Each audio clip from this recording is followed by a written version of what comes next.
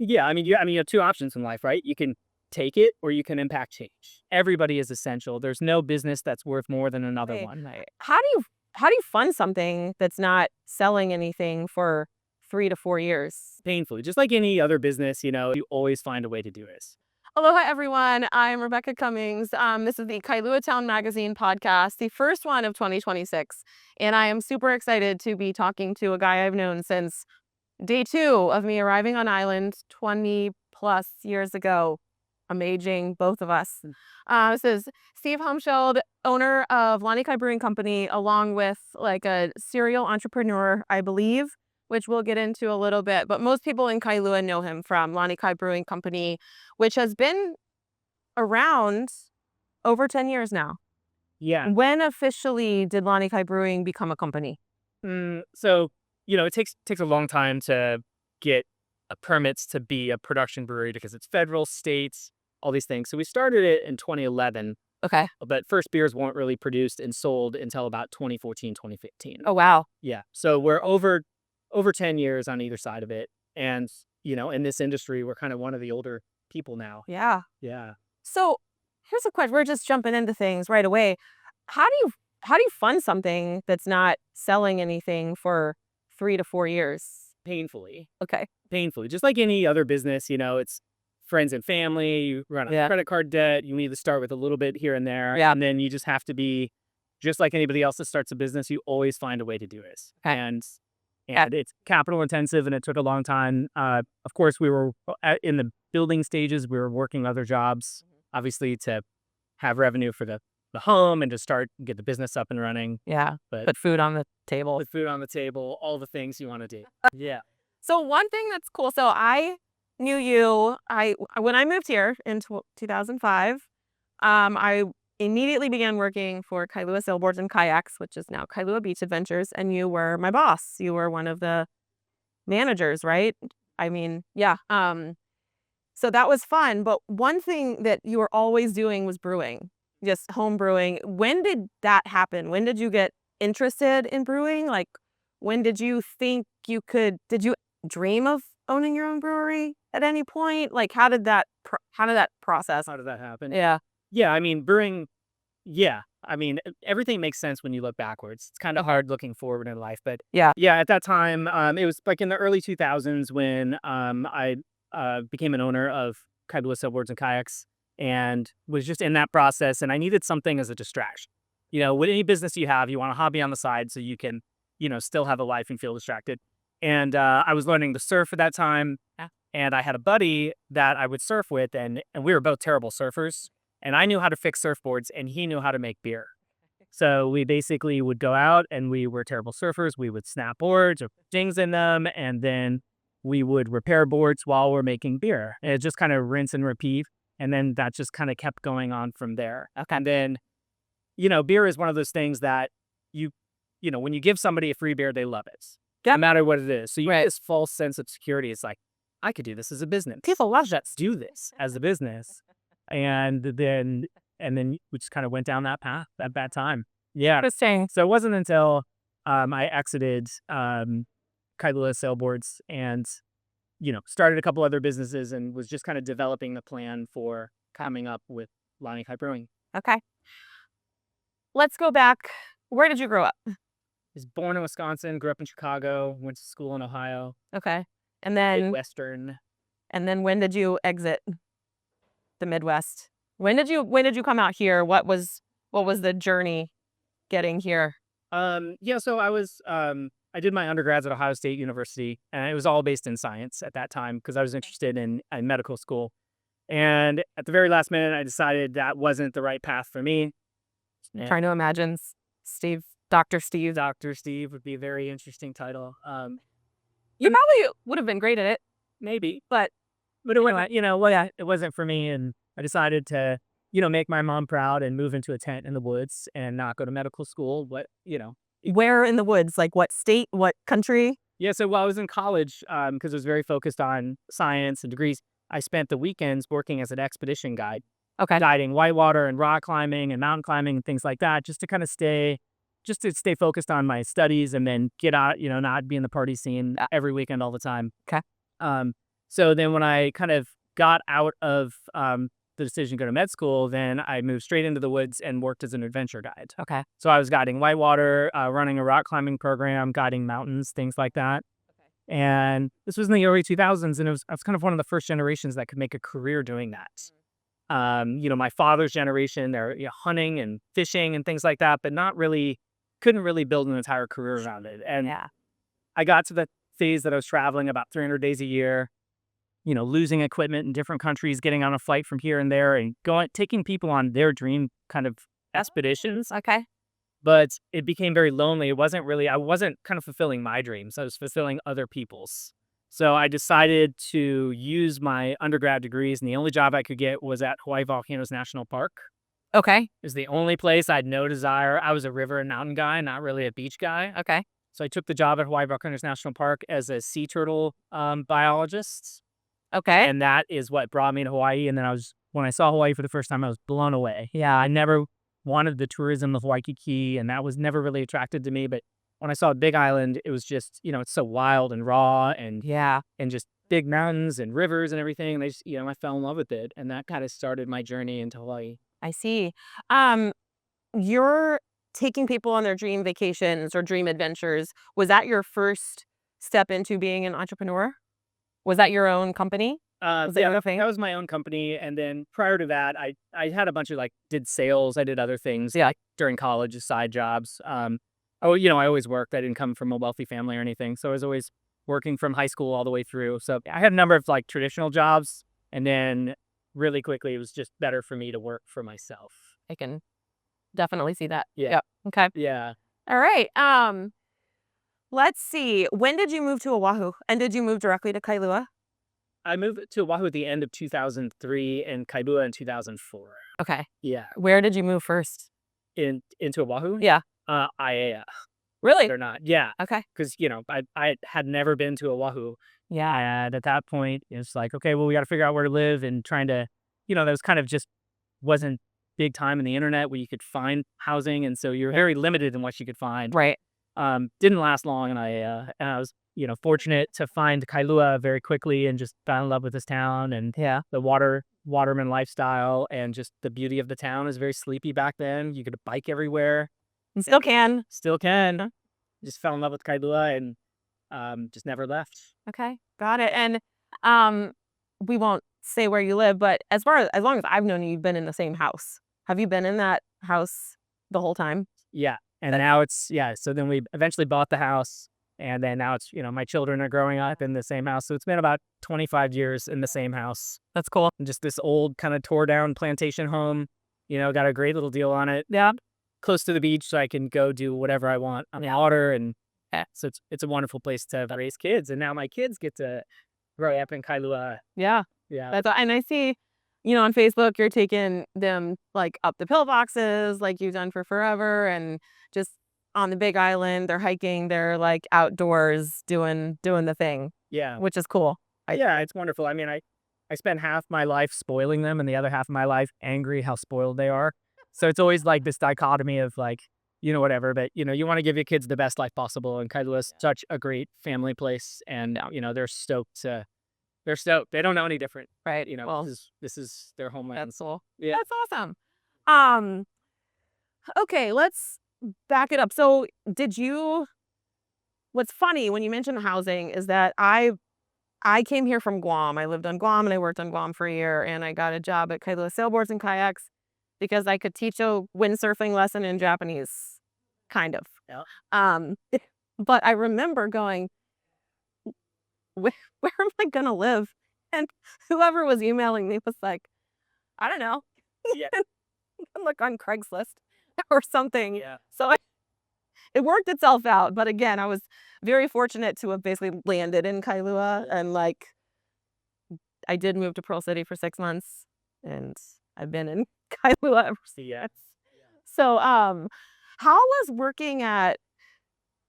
did you get involved in Kailua Sailboards and Kayaks? And then it just sort of evolved because you didn't start off as an owner, right? Right. Yeah. So, I mean, just like anything else, I was looking for a job, and I had skill sets of science and expedition work, outdoors. And so when I first got to Oahu, I was trying to figure out where I was going to work, what I was going to do.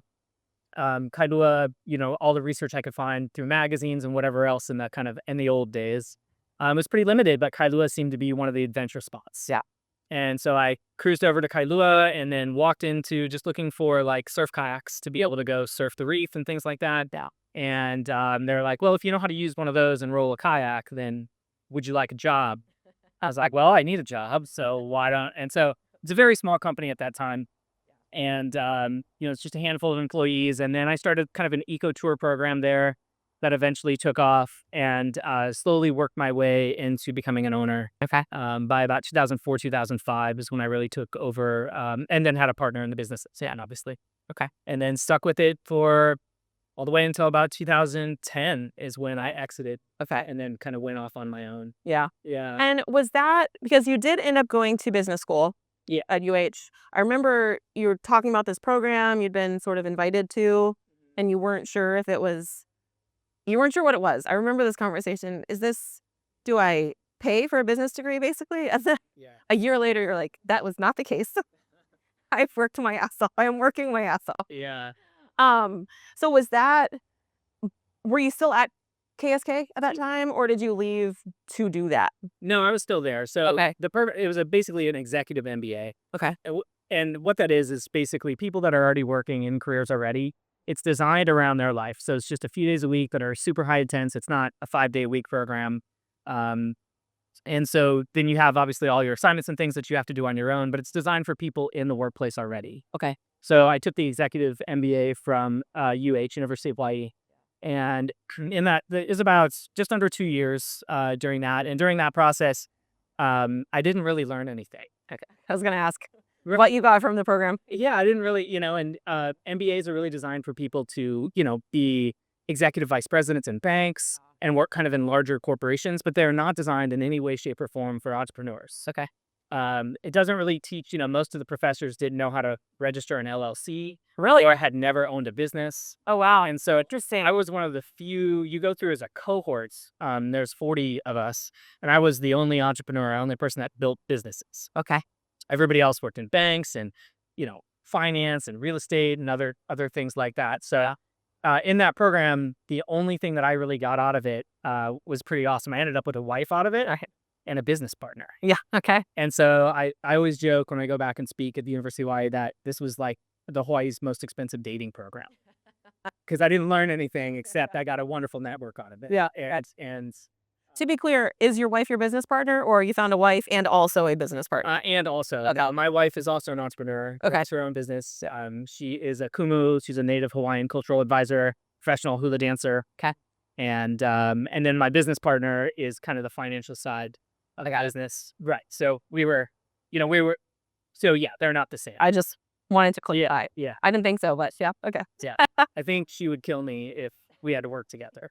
Because, I like to work and I don't know when to stop. I know. And so she would not want to talk about like the business of brewing at 3 a.m. when I have some sort of harebrained idea.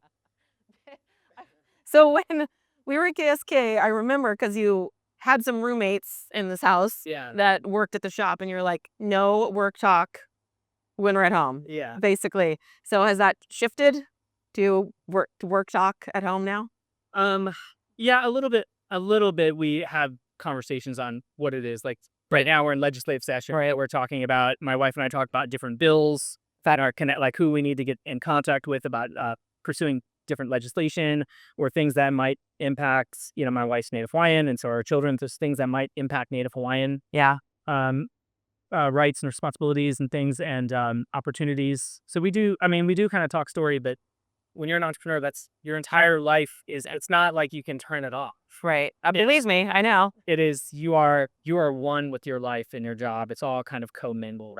So our kids get pretty bored with it though. Okay. How old are they? They're 8s. Okay. 8-year-old twins, boy and a girl. Yeah, that's it. Okay.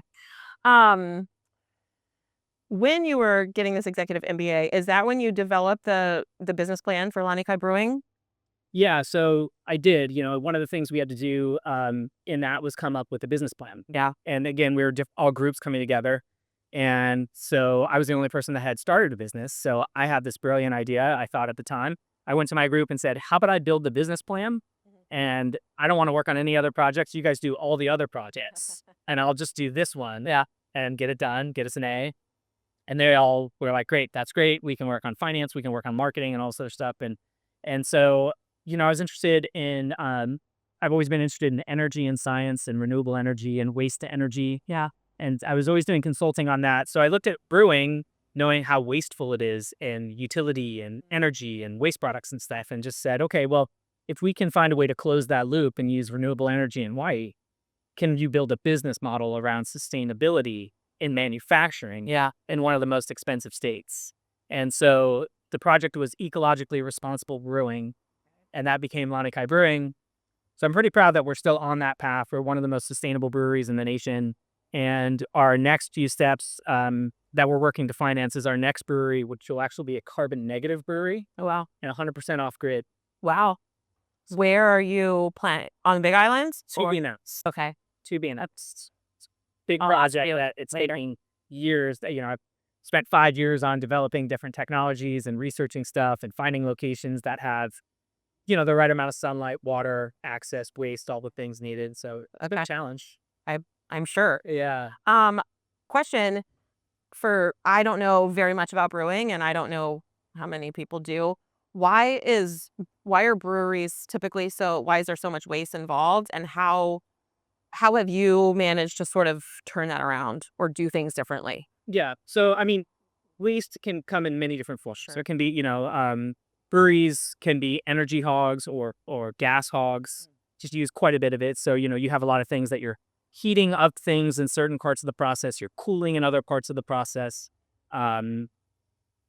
So there's just and then your water usage. So for every gallon of beer produced, the most efficient companies in the world are using about 4 gallons of water. Oh, wow. So that's in cleaning and movement and other things. And the inefficient ones are about 7 gallons of water. Jeez. Okay. So it's almost, just your water use alone, waste product there. Okay. So it's how do you manage that waste product in your cleaning and still have effective cleaning and all the things you need to do to put out professional products?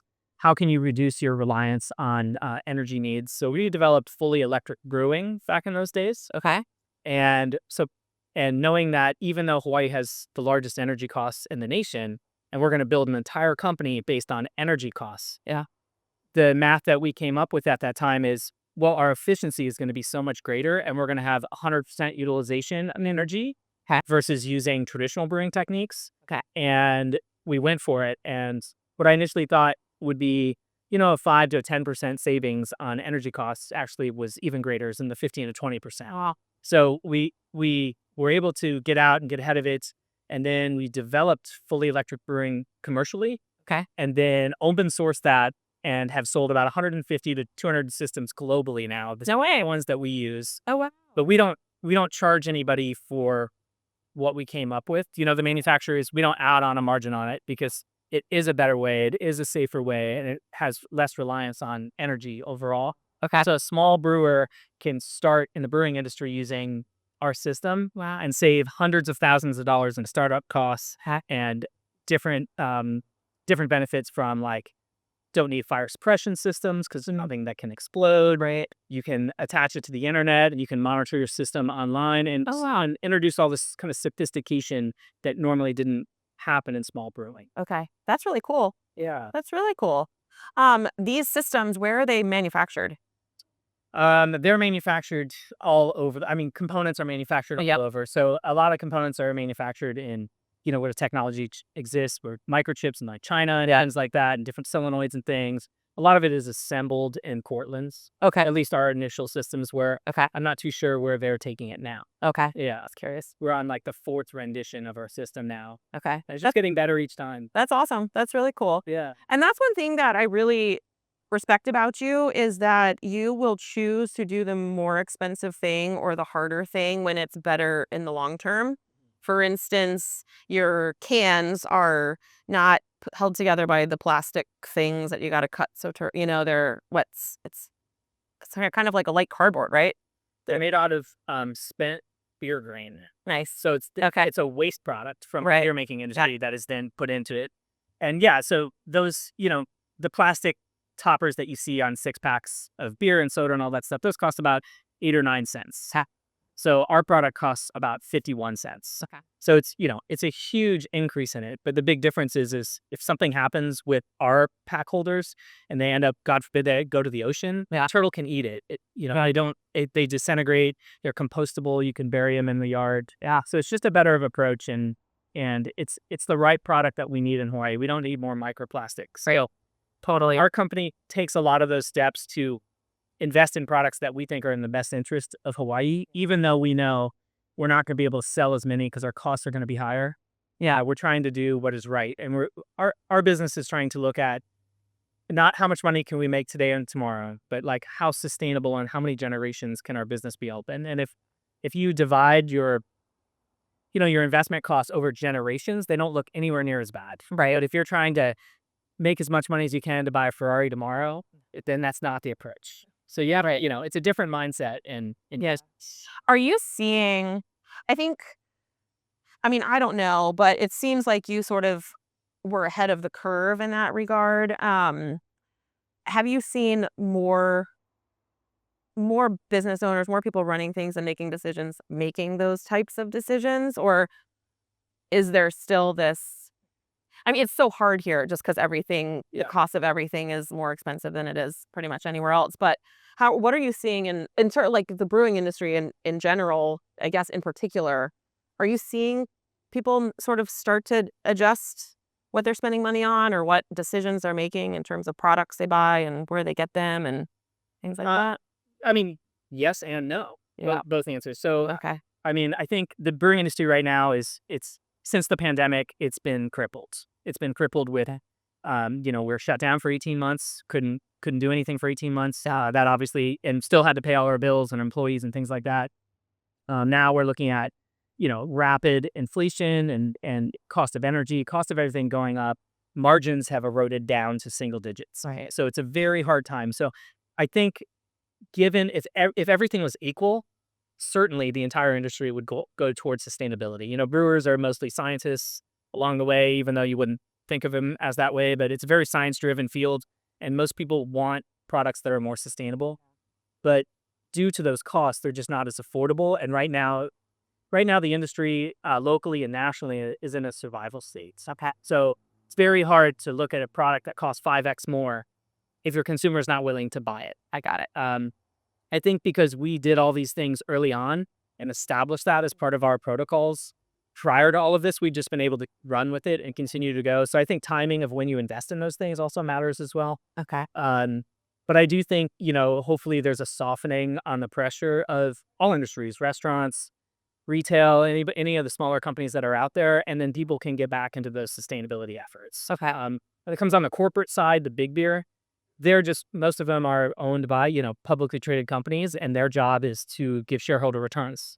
And these products don't always do that. So, that's one of the many reasons why the smaller companies are worthy of supporting these things. They're really trying to go out there and not just make money for shareholders. Okay. Interesting. And you've mentioned, I know that you're very involved in legislation and you were literally on a hearing online before 30 minutes ago. Um, I know a good reason why you think this is so important, but in your words, why is it so important for especially small business owners to be knowledgeable and involved in what is happening in the state legislature? Yeah, you have two options in life, right? You can take it or you can impact change. Yeah. And you're choosing a path. And so you can either let legislators or other people or oppositional testimony and things decide how your business goes, or you can step in front of it and try to make legislation and impact laws that are going to better your industry and make more opportunities for your people. And if it betters our company, it's going to better every brewery that's in here or a lot of small businesses. So a lot of the legislation that I've been working on the last 10 years isn't only about beer and alcohol. It could be native Hawaiian rights or pakalolo or impact on small business or whatever. So it's pretty broad. And I just, now that a lot of people don't get into the legislative process because it can be confusing to people. Yeah. Or they could feel targeted that if they're out there trying to impact change, then they have opposition coming towards them as individual or their business. But once you kind of get out from underneath that cloud and realize that okay, I actually can get a bill, I can get it signed into law, and that can better impact and make a better industry, then the driving force is there. Okay. But just like anything else, it takes a lot of time. Yeah. I'm tracking about 40 bills right now. Each one of those is going to go anywhere from 4 to 6 hearings. And so that's potentially 240 hearings over a 10-week period Yeah. that I have to track and monitor the bills and read opposition testimony and craft our own testimony. And, some of those bills will get through and other ones we don't. Yeah. And the most important thing that we can do is continue to try. Yeah. And, we've introduced the same bill 5 years in a row and we failed 5 years in a row, but I'm going to do it next year. And, Yeah. I'm just going to be relentless until hopefully we can enact change. Okay. Yeah. Were you involved in the legislative process before you started Lanikai Brewing Company? No, Okay. no. What was the impetus to get involved? Breweries, I think people don't really quite understand we're federal companies. We're controlled by subsection of the Alcohol, Tobacco, and Firearms, the ATF, the big boys. We're It's controlled. so interesting that they combine that. Yeah, right. It really is. So we're under TTB, Tax, Tobacco, and Trade. So it's a subset of ATF. So we're so intensely regulated from the federal side. Our books are under 24/7 inspection. Our facility is. Then we have the state, city and county, Yeah. local. Like we're under heavy scrutiny and regulation for everything that we do. Okay. So therefore, I look at legislation at all different levels, from the county to the state to federal. And, I'm active at all three levels to try to do everything we can just to keep the industry open. And I mean, ultimately, we're manufacturers and Hawaii wants to support manufacturing. We purchase local agriculture from farmers and Hawaii wants to support farmers. And we create jobs. I have 70 plus employees. We'll be going up to about 250 employees in the next 2 to 3 years. So it's, every way that I can impact change is going to create jobs and careers and hopefully continue to grow a brand Okay. in some of the most business hostile state you could possibly be in. Yeah. Yeah. How could Hawaii become more business friendly? Well, more people need to get involved. I think Hawaii is very much a state that, when you look at things like the Maui fires, right? All of a sudden the Maui fires came in, the entire community of every single corner of every island came in, rose together. We got, everybody had donations. Everybody's taking their own boats over there to try to help with the kind of fires. Everybody came together really hard. And then just like in a very Hawaii way, once that fizzled out, nobody got involved in the testimony and like, how do we make sure this stuff doesn't happen again? It's like, okay, everybody's pretty chill in Hawaii. Yeah. And that's one of the beautiful things about it. It's like, okay, let's stop the fight. Let's go beach. Yeah. Right. Let's spend time with family.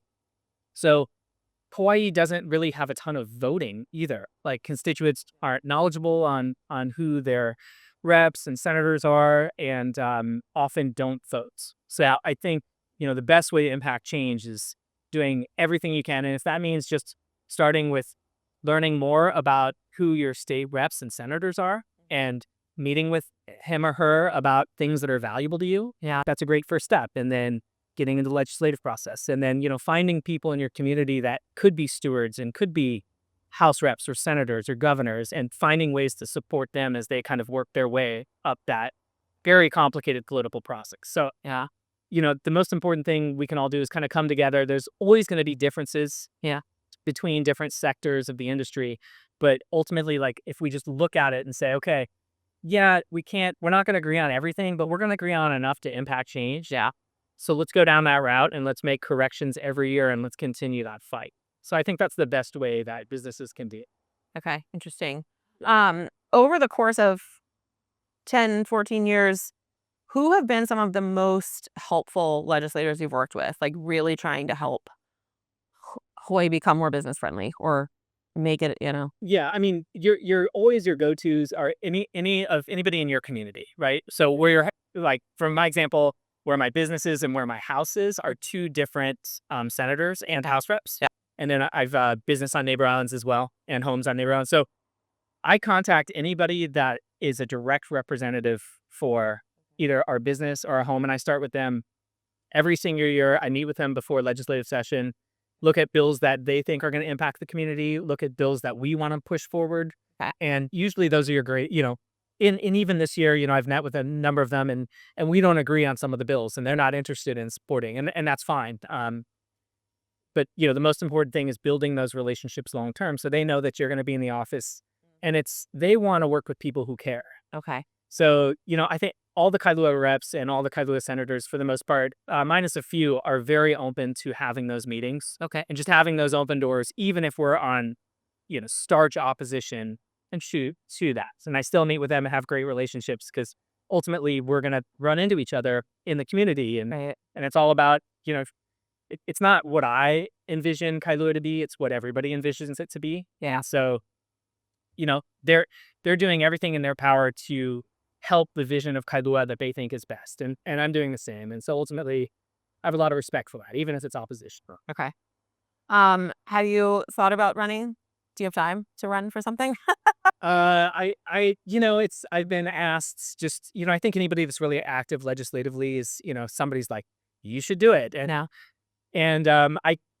to me, it's not the business of politics. It's the politics of politics, like the horse trading and all the other stuff that can impact a community negatively or positively, depending on what it is. So, not at this time, maybe if I get more time.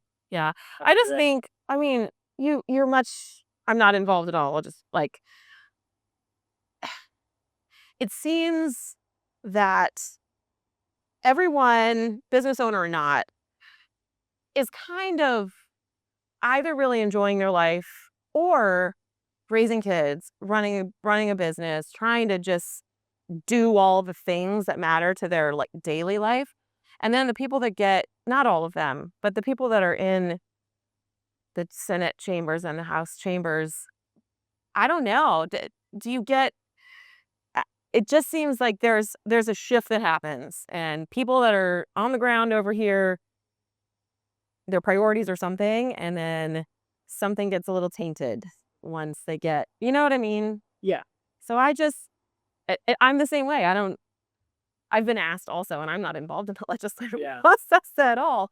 But there is this like sense of just, nope. Is it going to be worth it? Is it going to be a waste of time and money? I don't know what your thoughts are. I mean, certainly, yeah, all those things. It's totally worth it. It's often a waste of time and money because because you don't always succeed, Right. in getting through on the bill side of it, and it is. But again, it's I get it. Everybody's busy, but that's not an excuse on why you shouldn't participate. And what is your civil duty? Like if you want to complain about your community, then you should be one of the people that's in front of it, trying to make change for the better, not just like grumble in the corner. Right. Like get out there and try to make change then, and just like stay positive about it. And I think a lot of the times it's easy to grumble and it's hard to get out there and fight for it. Yeah. And then kind of to that second point of the question that I think you were referring to, I've seen new reps and senators kind of come in and work their way, and people that I was just like, okay, this person is going to do a wonderful job in there, and then all of a sudden you see them turn and become part of a political machine. Right. And so I've been surprised and disappointed by some of the reps and senators on how they changed over time. And I've also been surprised on how they changed for the better, some of right. So it goes both ways. But again, politics is, and bill changing and lobbying, there's a lot of horse trading that goes on, things behind the scenes. Yeah. And just like anything else, there's big money that's thrown at it. And that big money, unfortunately, has significant influence on policy. Yeah. Okay. Interesting. It's a very David and Goliath.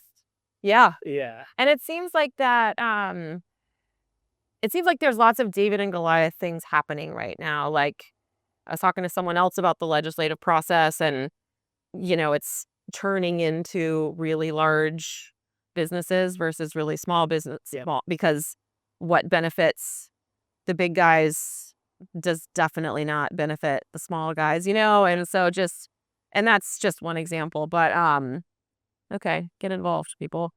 Get involved, people. The legislative process is happening now. Yes, it's in, and it takes years to understand it and get comfortable with it. So it's just like, I think it's like learning taxes and legislation. It's super boring, Right. but It's not exciting. It's not exciting, but what it can do by studying these things, even if you just learn a little each year, each session, you'll you'll learn over time, and that impact is what's important. Okay. Yeah, that makes sense. Um, Going back to Kailua, you've been here now 25 years almost. Yeah.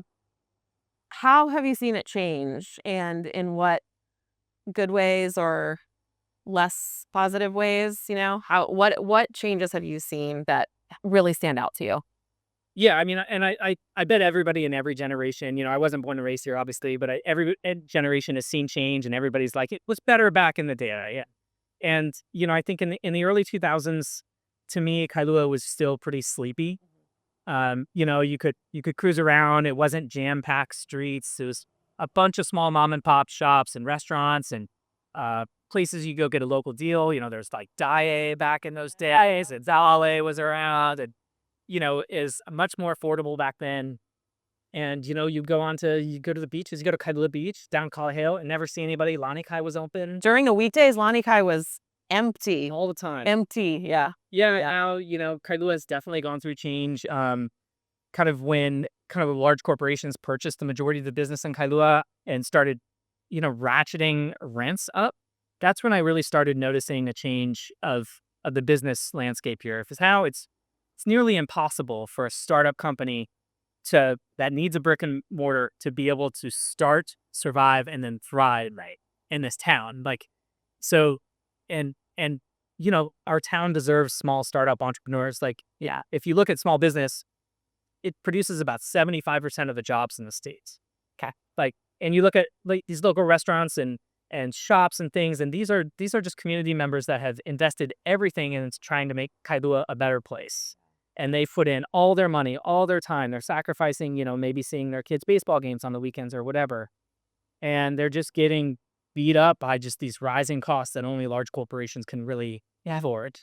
Um, to me, that's one of the most systemic changes that has kind of impacted Kailua is, watching big box stores come in and replace, small families that were running beautiful little businesses that made Kailua quaint and, Yeah. and affordable to us. And now it's, streets are jammed. Lanikai, there's go on a nice weekend. It is jammed down there. Kailua Beach, even as the little corner beach accesses that our little secret spots we all used to go to, those are now just jammed. So, Yeah. but I also get it because it's a place that I love and it's a beautiful community, and I know why people want to come here. And I'm not one of the people that says no, you should never come to Right. our community. I just say when you come, take care of it and be responsible and reasonable, just like you should when you visit any other community. Sure. Yeah. Yeah. Um, yeah. I remember during COVID, one, you were super vocal about what was happening to small businesses in particular. And I saw it as well because I talked to these people every day, right? And people were terrified, and, you know, laws were changing weekly and people didn't understand them. What does my business have to do to be able to be open?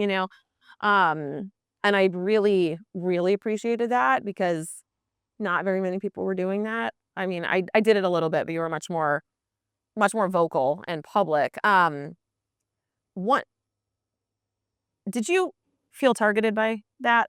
I was absolutely targeted. Yeah. I was it was a crazy confusing time, and so nobody knew what was going on. Right. Legislators, city. Especially at the beginning, like that I understand. Yeah, and For we all sure. thought it was like 2 weeks. Okay, weather the storm. This is wild that you can even shut down Right. a small business Yeah. or any business, or call one a business essential and another one that's not, while both of them are feeding families. Mhm.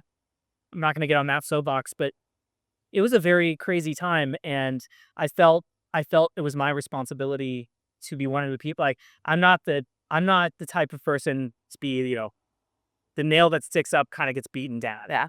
And I was an outlier in that case, and I wanted everybody to be safe. It was a very confusing time. I didn't necessarily agree with the restrictions of the shutdown. And I wasn't saying no, just open up and be haphazard about it. Right. My thing was like, let's use logic and reason and let's apply that instead of fear principles. Right. But everybody's important and everybody needs a job here in this state. Yeah. And there's safe ways to do it. Like, if you can sit 2 feet away from somebody on an airplane for 6 hours coming out to Hawaii, but you can't have a restaurant open that's 5 feet apart from each other, that's insane. Yeah. That's choosing business over whatever. So I tried to vocalize what I thought were the anomalies of what was going on at that time. And the result was that many state or city and county people told me to shut up. And they did that either in texts or emails and find closed doors. I'm not going to mention who, because I don't think that's relevant. But I'm not a person just to lay down and take it, especially when it doesn't make sense. And it's not only, you know, it's one thing for me to risk everything I put in as an entrepreneur. Your cards are always on the table. But I'm looking at like my community members, like people that worked for me that I promised jobs and work to, and I could no longer deliver on that. And that was so out of my control and it was bothersome. So we were very targeted with multiple shutdowns, multiple threats of arrest. Oh my God. So to the fact that police came to arrest me, and based on things that weren't valuable, I had to fight it in different court processes. Everything was dropped because there was nothing that we were doing that went wrong. Yeah. It was just like, hey, we got to shut this guy up. And I do think that I also was vocal about being targeted.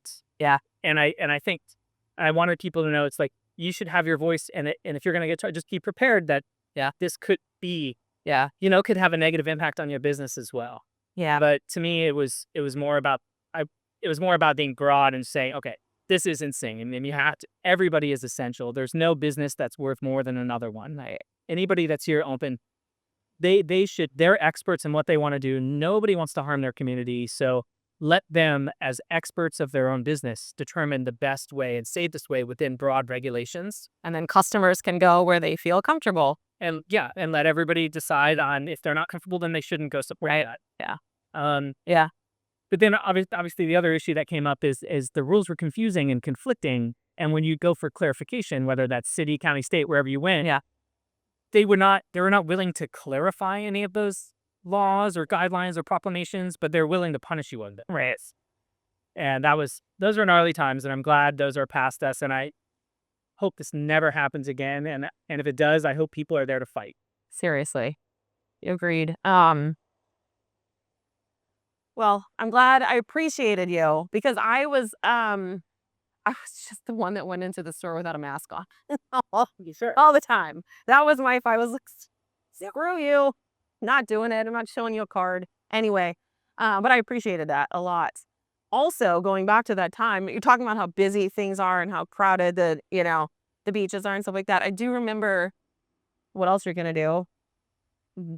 April of 2020, I went for a walk, and it was a Saturday. I walked around Lanikai from my place, which is, it was a decent walk, but I walked around the loop, no cars. Yeah. Literally zero.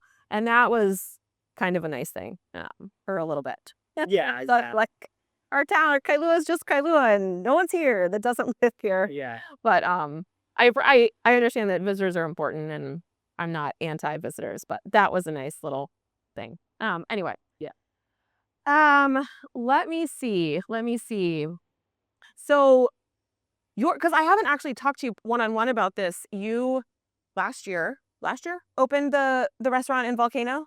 In July of last year. So is that a brewery also? What does that look like? So that's just a straight restaurant. Okay. Yeah. So in the brewing industry, it's just so capital intensive and so regulated that you have a spoke and wheel model. So you want one centralized production facility that you distribute to your satellite locations.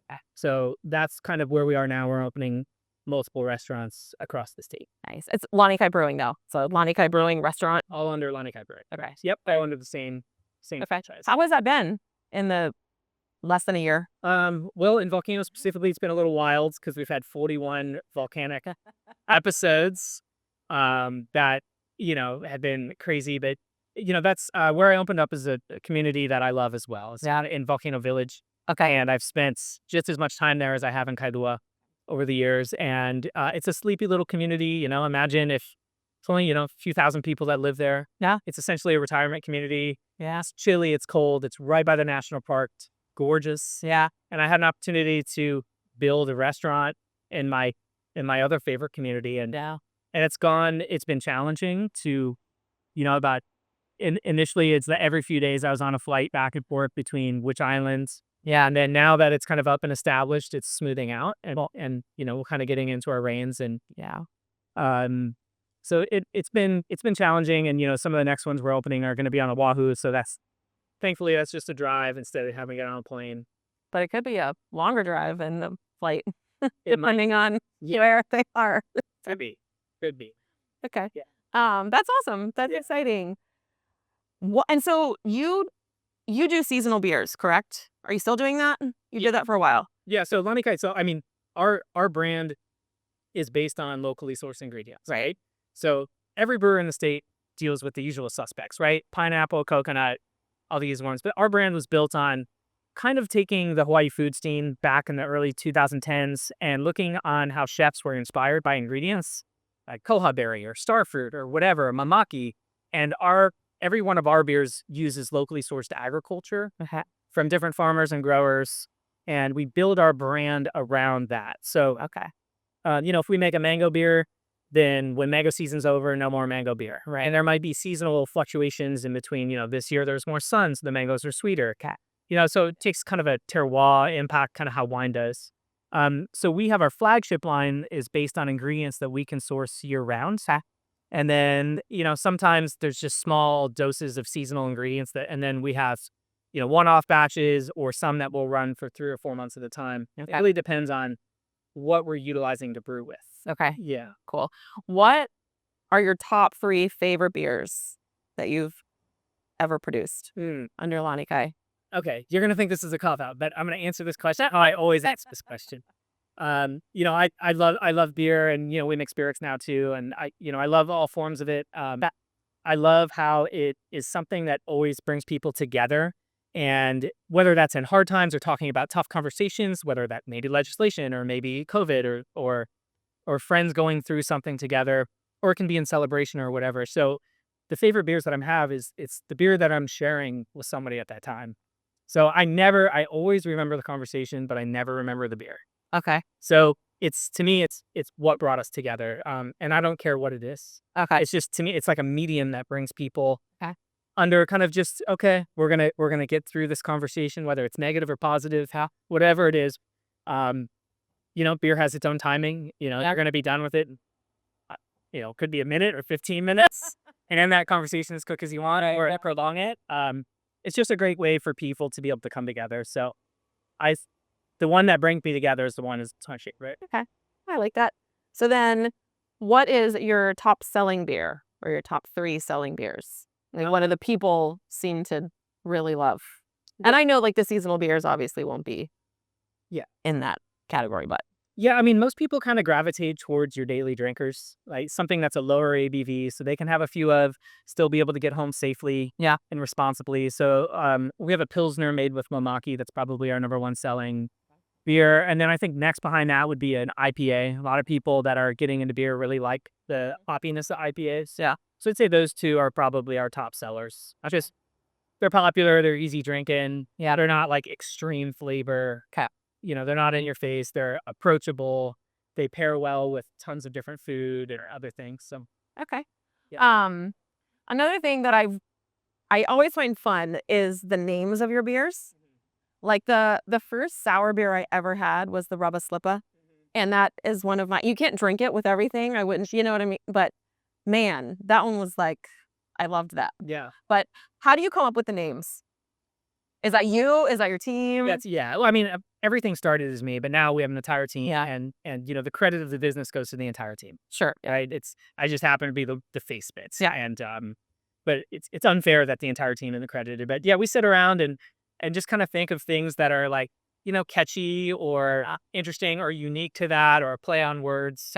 And we're very sensitive to like making sure we're not overstepping Hawaiian culture and things of that. Yeah. My wife kind of opines on a lot of that, so we just kind of sit around and think of it and kind of come up with something, and Okay. it's super fun. Yeah, coming it's up cool. with It's just like it makes. I know that you take your. I know that you take what you do seriously, but there's also this like funness that makes it a little lighter, and Yeah, you know what I mean. It's beer. It's not it's to be. beer and food. It should be fun. Yeah. And it should be jovial, and Yeah. it should be all those things. Okay, that's cool. What are so is your goals right now are basically just expanding, opening new restaurants. Is that the main thing? Are you sold on the mainland or in like Japan or other places? Where can people find Lanikai Brewing if they're not on Oahu? Just Australia and Japan. Okay. And we do a handful of shipments, but we're pretty much always sold on just it within the States. And, Japan is a wonderful market that we can ship to, and Australia is great as well.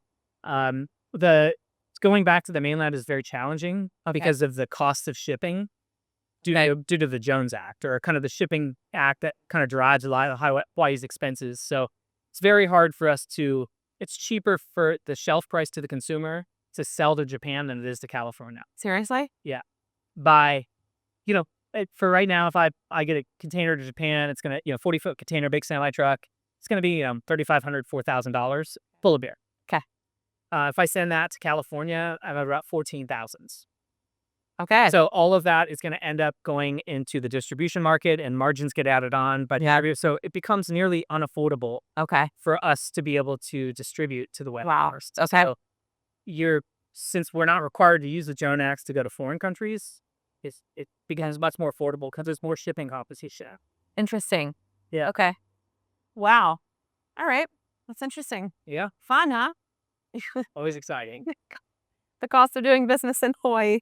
It is, but it's if you make an authentic brand here in Hawaii, and you can't. Hawaii is a very special place, and if your brand is attached to it, it has value. Absolutely. And it has global value, right? If you're authentic to it, and I just, we see a lot of that, people trying to cheat that, like mainland companies using Hawaii branding, and legislation that we put forward is to try to stop that as much as we possibly can. Yeah. But, local companies work hard to produce here, and they should have those rights. Yeah, absolutely. Yeah. Okay. When you look sort of further down the road, 10 years, 20 years maybe, and I know your kids are not old enough to know what they really want to do yet, but is the thought to pass this along to one of them, or are you hoping that they'll also get into entrepreneurship, or not really? You know what I'm saying? Yeah, I don't know. I mean, I didn't follow in my father's footsteps or my mother's footsteps. Yeah, I didn't follow in there, and I don't know that all generations will. I hope they have an interest in it, but I also hope that they find a career that's less punishments, and less abuse, and that different opportunities will open for them. But whatever they choose to do, I want to support whatever they choose to do. I don't want to make them take over this company. And if anything, hopefully one day we can convert it into more of an ESA where employees become the owners, because the employees are the ones that have built it just as much as I have. Sure. So that would be a dream, but I can't retire anytime soon. Life is pretty expensive right now. I got kids. Like, it's not even on the horizon for me to think about passing it down or get a day off. Yeah. I got you. Yeah. Fully understand. Yeah. You're not alone in that. Sure. By the way. Let me see. So we've talked a good amount about Kailua. What do you hope happens for Kailua to sort of keep it sleepy-ish, keep it the small, because even though it's busier than it was when you and I moved here, but it is still small town feel. You go to the store, it doesn't matter which one, and you're going to run into someone, what's your hope for Kailua? How do you think Kailua can stay that way? Well, I mean, I think even broader than that, my hope for the state in general is we're seeing like a max exodus of people that just simply can't afford to live here. Yeah. And, our costs don't have to be this high, and they are, and taxes are high. And I understand we're a tourism state and we have to ship everything in, and we're the most remote island. I get all of those things, but it's just so beyond what's livable anymore. I have I'm the military. Obviously, they don't have enough space to house all of them, so they give stipends to people, and that drives rent costs in our community. And just seeing all these expenses go up, I'd love to see them just kind of stabilize or find a way to turn down a little bit. Yeah. Or find ways that we can get smaller businesses back into our community. Because if at the pace we're at right now, it's going to be cheesecake factories everywhere. It's going to be, Target and Home Depot, and what makes that unique? What makes that authentic to Hawaii? Right. Right. And then what makes people want to come and do that? I know when I travel, I want to eat the local food and shop at the local places. I'm not really interested in going into like a Chili's Right. if I'm in another country. It's not, or a McDonald's or whatever. Yeah. So my hope is that we can find ways to slow or reverse kind of price increases and pressures on families so that people that live here can continue to live here. Okay. And that, Native Hawaiians can stay here. And then if they, that's one of the biggest groups that has a mass exodus. Yeah. Yeah. And I just, hope that we can slow the, you can't change progress. And I'm not trying to say, oh, back in the day, we should go back to this. I'm not trying to stop progress. It just needs to be a little bit more balanced to the people that make these islands their home and the local communities, because that's really what makes Hawaii Hawaii. Yeah. Is the local people. Yeah. One thing that I would really like to see is, Hawaii used to be self-sustainable with almost the same amount of people that are living on it now. And it's just over, certainly the last 100 years, 150 years has become not really. How you're involved with farmers, you have relationships, and that would certainly not be an overnight, change. But how can Hawaii sort of like shift gears to become less of a tourism state and more of a, we're focusing on what we can produce here? And like, is that possible? What would that process look like? You know what I mean? Yeah. I mean, possible. Absolutely. Everything's possible. Right. Yeah. Absolutely. Likely, I don't know necessarily. We're seeing a lot of our agriculture lands that are converted over for housing. It has to build more people to come in. Hotels and things are putting in legislations that benefits them specifically and doesn't always benefit. Community taxes are nuts here. The most expensive state to taxes.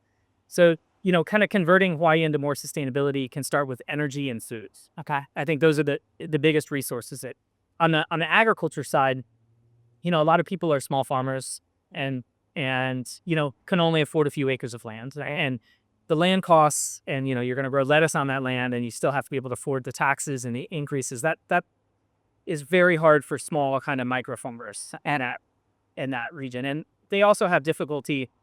If you're a micro farmer, you can get into the farmers markets and you can sell in certain places, right? But you can't go into the restaurant into full distribution. So you need kind of food processing hubs that have USDA approval that can, wash the lettuce or the fruit or whatever it is to be able to get it out and get it into that distribution. Okay.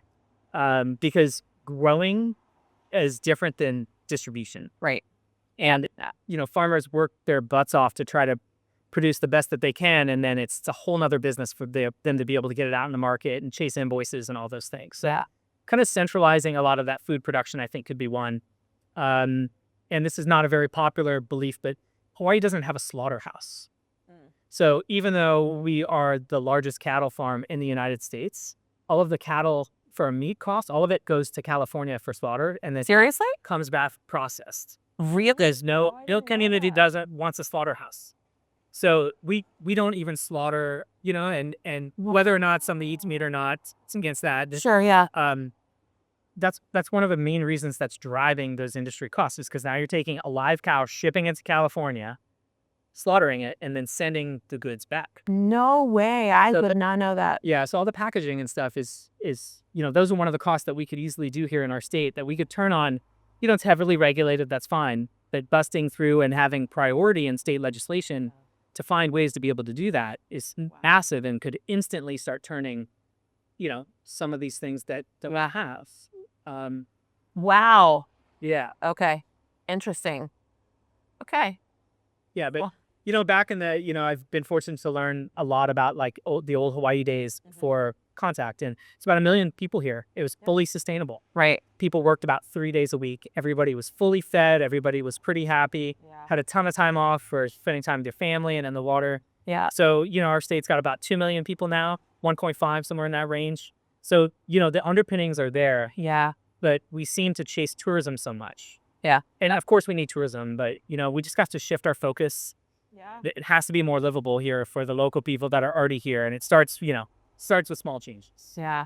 It's interesting. I was talking to someone else who grew up here not too long ago, a couple weeks ago, and similar. He was like, 9/11, everything shut down, and 2008 every time, and then COVID every time we have to like not rely on tourism, not rely on tourism, and then it just gets forgotten or doesn't anyway. So Yeah. Okay. Interesting. Okay. Wrapping up, I know that you are still very involved in the adventure kind of things. I know it's definitely less than it was 20 years ago. Sure. Yeah. What are the things you most like to do? Like, what gets you out of the office? Yeah, well, I mean, I really can't take days off, so I go on a lot of paid expeditions. So I'm still hired to take people into remote areas, whether that's river basins or across forests in foreign countries or up mountains. Okay. So I'll usually do a couple trips a year that are just professional Okay, interesting. things, just to get away from here. But I'm always have a sat phone and an iPad, so I'm always logging in or connecting to the business no matter where I am in the world. And then on the personal level, I do a couple trips a year, usually related to whitewater. And do adventures along those ways, or I'll do a survival trip where we take no food and it's either eat or be eaten kind of stuff, like at big conditions. And then I recently sold a different company of mine and opened up time, and so now I started OC1 racing, and so now I'm racing outrigger canoes. Mostly I'm doing like the world championship like crossings in the race series under the worlds. Yeah. And, I'm kind of right now I'm training for Molokai this year, which will be in May. Yeah, you have crossed the Kaiwi Channel more than anyone I know, I feel. A lot. Yeah, It's maybe been 60 times, 70 times. Oh, that's all. Yeah. Just, okay. And lost at sea out there, left to die. It's not a friendly place. Yeah. How many times is it just the one that you didn't make the crossing? Or like when you almost died out there? Well, I mean, I needed, that's the only time I've ever needed assistance. Okay.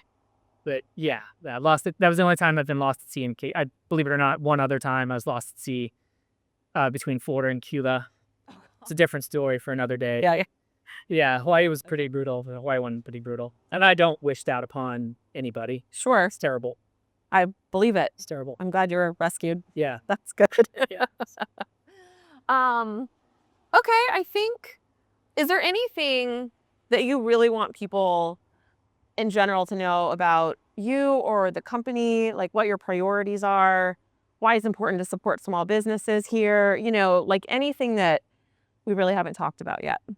No, I mean, I think just kind of reinforce that I think it's extraordinarily important that, you make impact with your dollars, right? Every dollar you spend is technically a vote that you go somewhere. Yeah. And, if you have the opportunity to take some of those votes towards locally owned businesses, that is the most important thing you can do for your community. Like, go try to get a sponsorship out of Safeway and see if they'll sponsor your kid's baseball tape, right? They go around the corner to a mom and pop shop. Yeah. And while they don't have the funds to do it, they will do in-kind donations. Like, you're supporting your community and building that network. And, you don't have to spend every dollar at a locally owned business, but try to spend as many as you can, because you're going to see massive impacts on your community. You're going to see, your kids might have jobs in those as they grow up, and, you're going to create a better community for yourself.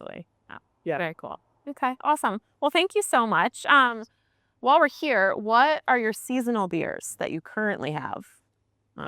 So it's mid-February, by the way. Mid-February. So we have our hazy IPAs on Aloha Friday, and that's made with fresh lilikoi from the Big Island. I'm looking over the beer cooler now.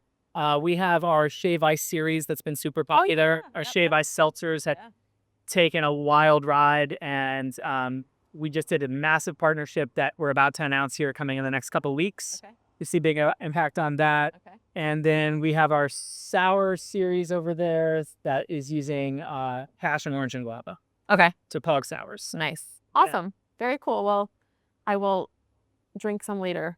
It's not even noon. I can't do it. Also, thank you so much, Steve. So we are located on Hamakua Drive, very close to Safeway. If people want to find you, Instagram, website, where are the things? Yeah, everything's online. Instagram and for a website. We don't have a phone, but we're very available digitally. Okay. Lanikai Brewing. LanikaiBrewing.com or, at Lanikai Brewing. Okay. Pretty easy to find. Yeah. Perfect. Yeah. They're awesome. So come check them out. Thanks, everyone.